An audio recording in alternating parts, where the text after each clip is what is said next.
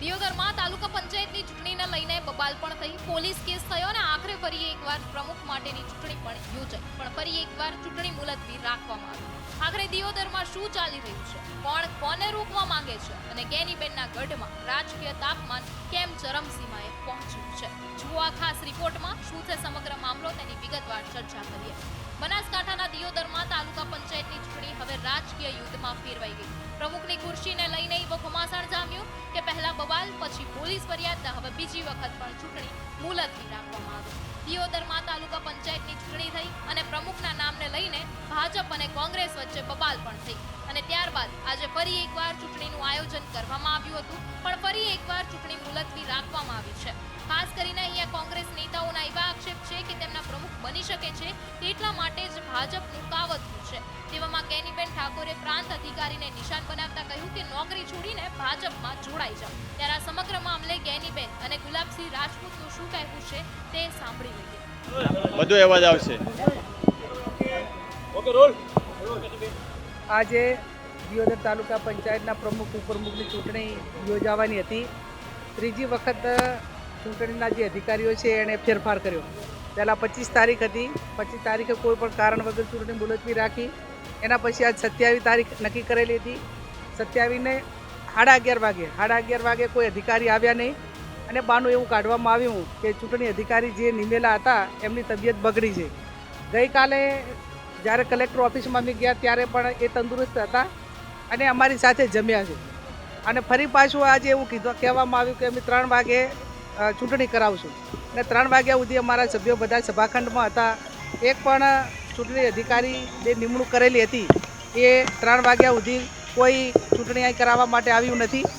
એટલે લોકશાહીનું જે હનન થવું જોઈએ, લોકશાહીની જે હત્યા થવી જોઈએ એ આજે આ દિયોદર તાલુકા પંચાયતના સભ્યોની હેરાનગતિ કહો, આમ પ્રજાની હેરાનગતિ, વહીવટીતંત્ર એ બધાને ખૂબ હેરાન કરવા માટેનો પ્રયત્ન ભારતીય જનતા પાર્ટી અને એમના વહીવટીતંત્રએ કર્યો છે।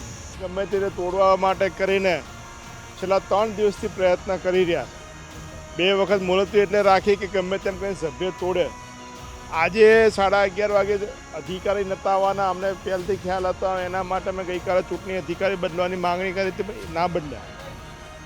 ડીડીઓ હાલ કલેક્ટરના ચાર્જમાં છે। ડીડીઓને અમે ઘણી બધી વિનંતી કરી કે તમે નવા ચૂંટણી અધિકારી મૂકો, એમને મૂક્યા નહીં અને કે ના આવી જશે અને છેક 3 વાગ્યા સુધી। અને હવે તો છેલ્લે ડીડીઓએ પણ ફોન બંધ કરી નાખ્યો અને કોઈ ચૂંટણી અધિકારી પણ ના આવ્યા। ચૂંટણી અધિકારી માંદગીનું ખોટું નાટક કરી અને બનાસ મેડિકલની અંદર દાખલ કરવામાં આવ્યા। બનાસ મેડિકલમાં મીડિયાને પણ ના મળવા દેવામાં, રૂમ બંધ કરીને શાંતિથી આરામ કરી રહ્યા છે। કોઈ બીમાર નથી અને જો બીમાર હોય તો કોઈ પ્રાઇવેટ ડૉક્ટરને ત્યાં બતાવે અને જો બીમારી નીકળે તો અમે માનીએ કે સાચી વાત છે, પણ સરકારના દબાણમાં એ પણ ત્યાં દાખલ થયા છે। કોઈને મળવા દેવામાં આવતા નથી। ચૂંટણી નહીં કરે તો અમે હાઈકોર્ટમાં જઈને પણ કરાવશું। આ લોકશાહીની હત્યા છે। કદાચ લોકોએ ચુકાદો આપ્યો હોત, ભાજપને જીતાડી હોત તો અહીંયા કોંગ્રેસના કોઈ સભ્ય નાટક નહોતા કરવાના, પણ નાટક કરાયા। ક્યાંક ભાજપની અંદરની ખેંચતાન હોય કે જે હોય, દિયોદરનું રાજકારણ આવું ખરાબ નહોતું પણ ખરાબ કરવામાં આવી રહ્યું છે। લોકો ચુકાદો કોંગ્રેસને આપ્યો છે તો સ્વીકારવો જોઈએ અને સ્વીકારી શકતા નથી। આટલી બધી તાલુકા પંચાયતો એમની બની, આટલી બધી જિલ્લા પંચાયતો બની। કદાચ દેશના વડાપ્રધાન તરીકે અટલ બિહારી વાજપેયી 1 વોટ નહોતો મળે, વડાપ્રધાનનો પગ ત્યાગ કર્યો હતો, પણ તાલુકા પંચાયત તો ખૂબ નાની વસ્તુ છે। આજે કઈ ભાજપ છે જે ભાજપ અટલ બિહારી વાજપેયીની હતી કે કદાચ વિશ્વાસમત ના હાંસિલ ત્યારે દેશના વડાપ્રધાન તરીકે રાજીનામું આપ્યું અને અત્યારે આ જ ભાજપ છે કે તાલુકા પંચાયત બનાવવા માટે કરીને લોકશાહીની હત્યા કરી રહી છે। એટલે વિચારધારાનું કહે છે એની આખી વિચારધારા બદલાઈ ગઈ છે। માત્ર ભ્રષ્ટાચાર કરીને રાજ કરવું, અધિકારીઓને દબાવવા, પોલીસ તંત્ર હોય, સરકારી વહીવટતંત્ર હોય, એની અંદર પણ થયો એટલે એમને પ્રયત્ન કર્યો છે આજની ચૂંટણી મુલતવી રાખવા માટે। અમારા 12 સભ્યો મક્કમ છે, જ્યારે પણ કરે, આજે કરે, 2 દિવસ પછી કરે, 5 દિવસ પછી કરે, મહિના પછી કરે, કોંગ્રેસની તાલુકા પંચાયત બનવાની છે। નમસ્તે। જો અત્યારે સવારમાં આપણે બીજી તારીખ આપેલી 25ની બદલે 27 તારીખ, 27 તારીખના 11:30 વાગે આપણે બધાએ જેમ ખબર છે એ રીતે કે આપણા જે અધ્યાસી અધિકારી શ્રી છે એમને થોડું વધારે મેડિકલ કારણોસર અને તબિયત વધારે ખરાબ હોવાથી પોતે હાજર રહી શકેલ નહીં અને અધ્યાસી અધિકારી શ્રી હાજર ના હોય તો સભા કન્ડક્ટ ના થઈ શકે. એના પછી એમણે બપોરે 3 વાગ્યાનો સમય આપેલો, તો અત્યારે 3 વાગે એમની તબિયત વધારે ખરાબ હોવાથી આજના દિવસ પૂરતી આપણે સભાને મુલતવી રાખેલ છે. કોઈ સભાના માટે કોઈ અલગથી સૂચના જે ઉપલી કક્ષાથી મળશે એ આપ તમામને જાણ કરીશું. એજન્ડા આને માટે કોઈ એજન્ડા ના હોય, નિયમો પ્રમાણે અમને જે પણ સૂચના મળશે એ આપને જાણ કરીશું.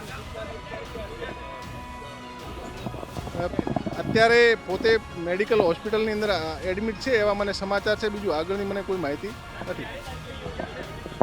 એના માટે હું અત્યારથી કંઈ ના કહી શકું. જે નવીન સૂચના આવશે આપ મિત્રો સાથે શેર કરશું. Thank you. ના, એવું કોઈ ધ્યાને આવ્યું હોય તો મને જણાવજો. બધાને કોઈ ના, એના માટે કોઈ પ્રશ્ન નથી. મેં અત્યારે બેસી 100 દાખલા સહી કર્યા છે, બરોબર, એનો કોઈ પ્રશ્ન છે જ નહીં. Thank you.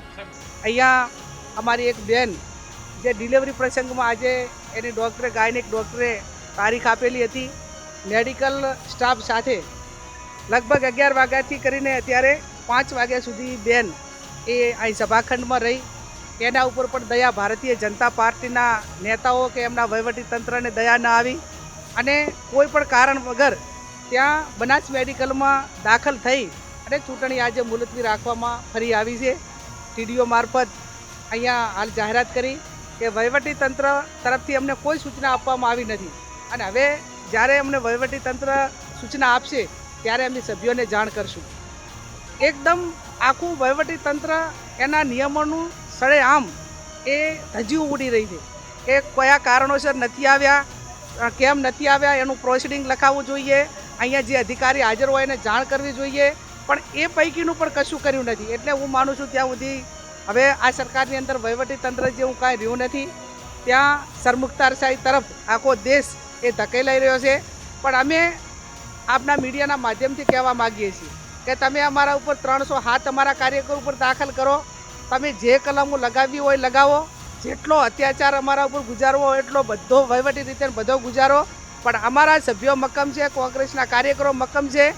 જ્યારે એ તારીખ આપશે ત્યારે પણ આ તાલુકા પંચાયતની ચૂંટણી જ્યારે વહીવટીતંત્ર કે સરકાર આપશે ત્યારે પણ મક્કમતાથી અમે આ ચૂંટણીમાં ભાગ લઈને અમારા સભ્યો જે લોકોએ જે ચુકાદો આપ્યો એ પૈકીમાં પ્રમુખ ઉપપ્રમુખ બનશે.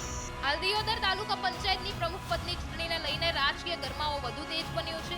એક તરફ કોંગ્રેસ ભાજપ પર કાવતરાના આક્ષેપ કરી રહી છે તો બીજી તરફ ભાજપ સમગ્ર પ્રક્રિયા નિયમો અનુસાર ચાલી રહી હોવાનું કહી રહી છે. હવે આગામી તારીખે ચૂંટણી યોજાશે કે ફરી કોઈ નવો વળાંક આવશે તેના પર સૌની નજર ટકેલી છે. તમારું આ વિશે શું માનવું છે તમને કમેન્ટ